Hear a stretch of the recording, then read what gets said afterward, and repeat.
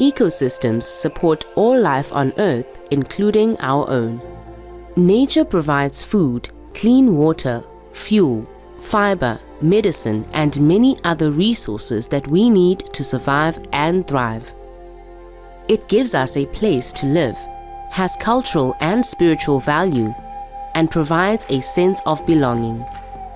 Africa is a place of large open spaces, iconic species and ecosystems, and breathtaking beauty. It has the world's largest grasslands, 16% of the world's forests, and ancient tropical lakes that are home to thousands of species. And now, this diversity, our very life support, is under threat.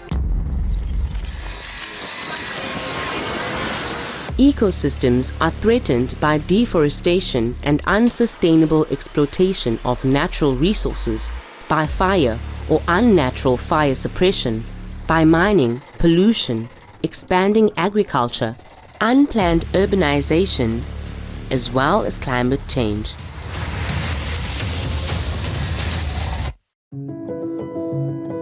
Ecosystems are essential for human health and well-being in Africa. For example, we rely on insects to pollinate many of the crops that we use to feed ourselves, and a lot of these insects come from healthy ecosystem areas that neighbor agricultural areas. Ecosystems are also a really important part in Africa of cultural identities and seasonal festivals. So ecosystems are really at the core of both the identity and the health and well-being of many people across the African continent.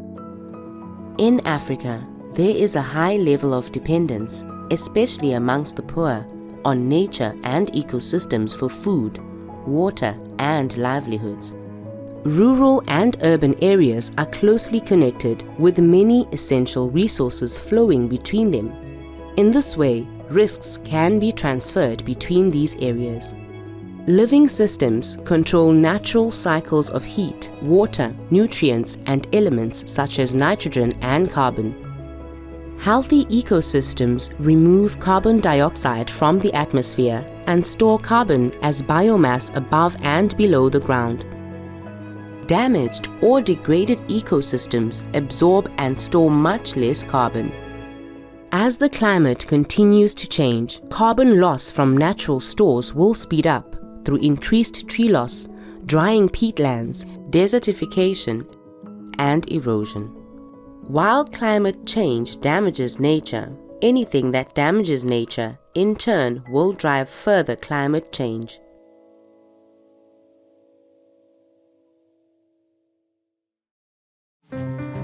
An important part of climate action involves protecting and restoring ecosystems. Conserving species and biodiversity is important in its own right. It also has major benefits for human health and well-being. Managing land and ecosystems sustainably can supply resources and support livelihoods, benefit biodiversity, protect from drought, floods, and erosion, and reduce some causes of climate change at the same time. About 80% of harvested wood in Africa is used for fuel, so providing renewable energy such as solar or wind power would alleviate energy poverty and reduce deforestation. Most of these adaptation options take the form of ecosystem-based adaptation. So looking at one, diversification of livelihoods. There's also sustainable intensification. With sustainable intensification, the focus is to ensure that pieces of land are maximized to the fullest.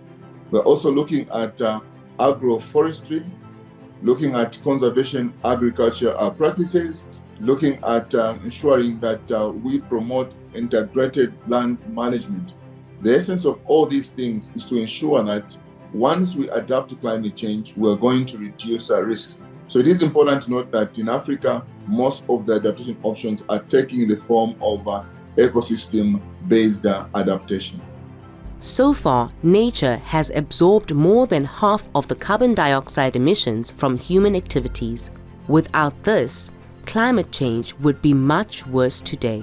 With further climate change, this vital service will become less effective and ultimately fail. every bit of warming matters. Surpassing 1.5 degrees Celsius of global warming will cause permanent loss of certain species and ecosystems, even if we manage to reduce the warming level later.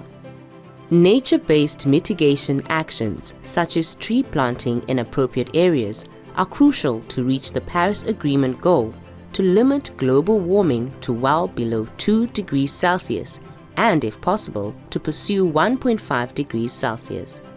But nature-based mitigation becomes less feasible at higher warming levels.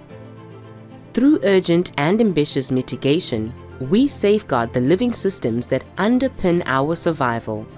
We humans are not separate from the world in which we live. People, nature, and the climate are all interlinked. Maintaining ecosystem and planetary health is an integral part of our response to climate change and sustainable development. By working to save and restore biodiversity, we can also improve human health, food and water quality, and, at the same time, reduce the causes and impacts of climate change.